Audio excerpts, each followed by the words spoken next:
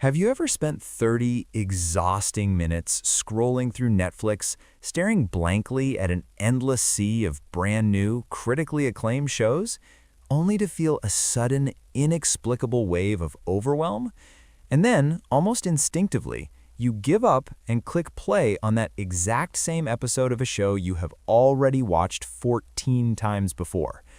Notice that microsecond of relief as the familiar dialogue starts.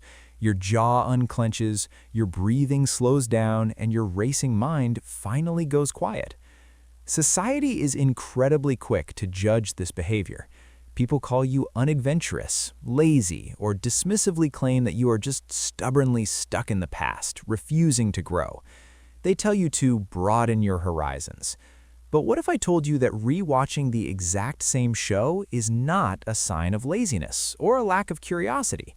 What if I told you it is actually a profound subconscious mechanism, a highly effective form of neurological first aid that your nervous system uses to survive an intensely chaotic world? To truly understand why you passionately gravitate towards the exact same episodes, we must completely strip away the societal guilt and look directly at your neurobiology. We live in a relentless culture that aggressively fetishizes constant novelty. We are told that we must always be consuming something new, learning something new, and experiencing something new. But your complex, highly sensitive nervous system was simply not designed to process an endless barrage of unpredictable information without eventually breaking down. According to a prominent framework in cognitive neuroscience known as predictive processing theory, your brain is fundamentally a prediction machine. Its primary biological directive, honed by millions of years of evolution, is to constantly anticipate what is going to happen next in your environment in order to keep you safe. However, predicting the unknown requires an immense, agonizing amount of metabolic energy. Every single day, you are forced to navigate a world filled with unpredictable variables, stressful emails, chaotic social interactions, financial pressures, and an unpredictable future. This relentless daily uncertainty keeps your amygdala, the brain's primal threat detection center, on high alert, silently flooding your system with cortisol, the stress hormone. By the time you finally sit down in the safety of your room at night, you are suffering from profound cognitive exhaustion and severe decision fatigue. Your internal battery is completely depleted. When you attempt to watch a brand new show, you are unconsciously demanding that your already exhausted brain do even more heavy lifting. A new plotline forces your brain to stay alert, track unfamiliar character motivations, process new visual stimuli, and brace for unexpected emotional twists. It is a high-risk, high-cognitive load activity. But when you press play on that deeply familiar episode, a profound biological shift occurs. Because you already know exactly what the characters will say, how the conflict will resolve, and how the episode ends, your brain's prediction error instantly drops to absolute zero. There are no sudden threats. There are no emotional ambushes. Your overactive amygdala finally receives the signal to power down. The cortisol stops flowing. You are creating a perfectly controlled, zero-risk environment for your mind. You are not being unadventurous, you are brilliantly administering targeted neurological first aid to a nervous system that is desperately crying out for a moment of predictable, undeniable safety. Now, let us look directly into the hidden architecture of your screen time. Picture this incredibly familiar routine. You sit down after a grueling day, completely exhausted. You open your streaming service and scroll through an endless carousel of highly recommended, critically acclaimed new releases. You watch the trailers, you read the descriptions, but the thought of actually starting one makes you feel inexplicably heavy. So you retreat. You click away from the unknown and hit play on the exact same sitcom or fantasy series you have already finished 5 times. Why does your brain force you to make this choice? To understand the survival route, you have to look at the severe cost of emotional investment. Engaging with a brand new narrative is a massive neurological gamble. You have to learn new character dynamics, decode new social cues, and most importantly, you risk unwanted emotional distress. What if the new show is too suspenseful? What if a beloved character dies? When your real life is already draining every ounce of your emotional reserves, your nervous system flat out refuses to gamble. It desperately seeks what neurologists might call zero-risk dopamine. You choose the old show because the chemical reward is 100% guaranteed, and the risk of an emotional ambush is non-existent.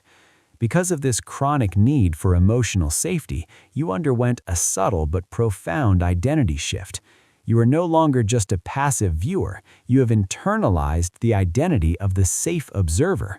You have constructed an emotional fortress where you decide exactly how much you feel, protecting your fragile peace from the unpredictable volatility of new experiences. But this behavior goes even deeper than just avoiding risk. Think about how you actually consume this comfort show. Often you don't even need to physically look at the screen. You let it play in the background while you cook, fold laundry, or try to quiet your mind to fall asleep. The mere sound of those specific characters talking to each other acts as an instant, potent sedative. You feel a strange, deep sense of companionship just hearing their voices echo in your empty room. The survival root of this profound comfort is grounded in your biological need for secure attachment, contrasted heavily with the agonizing reality of human relationships. The people in your real life are beautifully, terrifyingly complex. They have bad days, they misunderstand you, they change, they argue, and sometimes they leave. For a highly empathetic or anxious brain, this inherent unpredictability in human connection can trigger deep-seated fears of abandonment or rejection. Fictional characters in a completed series, however, are frozen in time. They are structurally incapable of betraying you. They will never change their tone, they will never break a promise, and they will always be waiting for you in that exact same apartment, making that exact same joke. Over time, this intense craving for relational safety forced another shift in how you operate. You are not being antisocial for preferring fictional characters over a crowded night out. You have become the curator of permanent bonds. By surrounding yourself with these unchanging parasocial friends, you are carefully building an emotional sanctuary that is completely immune to abandonment. Finally, let us examine the most fascinating and perhaps the darkest part of this habit. You know exactly what happens. You know that at minute 14, the door will open. You know the exact punchline before the character even opens their mouth. Yet instead of being bored by this extreme predictability, you experience a deep, visceral wave of satisfaction every single time the scene plays out exactly as you remembered. This survival root is deeply anchored in your brain's desperate, agonizing need for agency. The outside world is a chaotic, spinning storm that you absolutely cannot control. You cannot dictate the economy, you cannot control how your boss will act tomorrow, and you cannot predict the next sudden crisis. This terrifying lack of agency forces your nervous system into a state of chronic powerlessness. But the moment you press play on a familiar episode, the rules of the universe suddenly flip. For the next 45 minutes, you are omniscient. You know the past, the present, and the exact future of this specific world. You are feeding your brain the ultimate illusion of total control, successfully suppressing the panicked signals of your amygdala. You are not mindlessly staring at a screen. You have become the sovereign of time. Choosing to watch a story where you already know the ending is not a symptom of boredom. It is a desperate, brilliant attempt to reclaim your power. You step into this beautifully enclosed universe to counterbalance the crushing chaos of reality, mastering this small, fictional world because it is the only place right now where you are completely, undeniably in charge. For years, you have carried the agonizing weight of a very specific silent guilt. Every single time you bypass a new, highly anticipated series to click on that exact same familiar episode, a quiet, judgmental voice in your head whispers that you are somehow failing. You have absorbed the toxic societal narrative that your lack of desire for new media is a profound character flaw, a cowardly retreat from the real world, a sign of intellectual laziness, or proof that you are hopelessly stuck in the past, refusing to grow and move forward. I need you to listen to me very carefully, and I need you to completely shatter that guilt right now. Your reluctance to start a new show is not a manifestation of fragility. It is not a glitch in your biological coding, and it is certainly not laziness. Your intense, visceral need for familiar narratives is not a weakness. It is your absolute superpower. It is the undeniable proof of a highly intelligent nervous system that flat out refuses to be pushed past its breaking point. Let us permanently reframe what is happening here.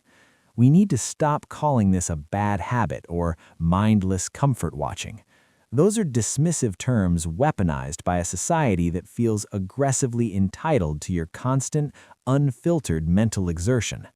What you are actually practicing is the radical, unapologetic art of neurological first aid.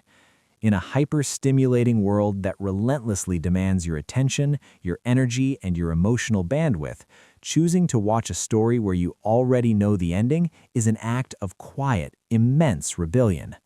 It takes a profound amount of internal self-awareness to look at a flashing screen of endless new choices, feel the biological exhaustion in your veins, and consciously decide, no, my immediate peace is vastly more important than forcing myself to consume something new. You are not hiding from life. You are fiercely guarding the gates of your own consciousness. When you hit play on that familiar theme song, you are not rejecting the world. You are engaging in masterful emotional self-regulation. When the outside world becomes too loud, too unpredictable, and too cruel, instead of lashing out or spiraling into panic, you gently retreat. You intuitively self-soothe. You build an impenetrable, comforting fortress out of familiar dialogue and predictable endings to protect your core energy. Your highly perceptive brain is functioning flawlessly, recognizing exactly when it needs a safe harbor to rebuild its strength. You do not need to be fixed to fit into a world obsessed with relentless novelty. Your familiarity is not a trap, it is your ultimate anchor. And your need for a perfectly predictable sanctuary is not a symptom of illness, it is the very definition of profound self-respect.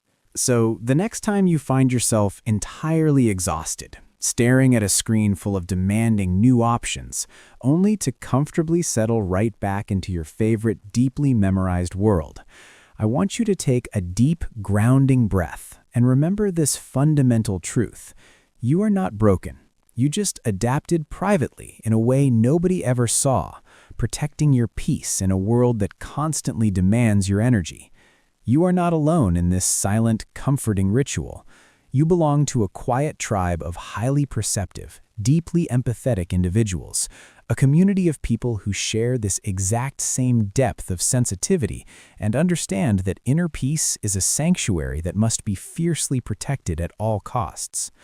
If this video finally gave a voice to what you have been experiencing your entire life and made you feel a little less alone, please drop a comment below. What is your ultimate comfort show? And exactly how many times do you think you have rewatched it? Tell me your story, because I read every single one, and I want to see just how many of us are sharing the exact same sanctuary. But remember, this intense need to carefully manage your cognitive load and protect your boundaries does not just stop at rewatching old shows. If you also find that you absolutely cannot fall asleep in pure silence and constantly need a podcast, a fan, or the TV playing in the background just to quiet your racing mind, your brain is doing something even more fascinating. Click the video on your screen right now to uncover the hidden survival psychology behind why you need background noise to survive and how it is secretly keeping you sane. I will see you over there.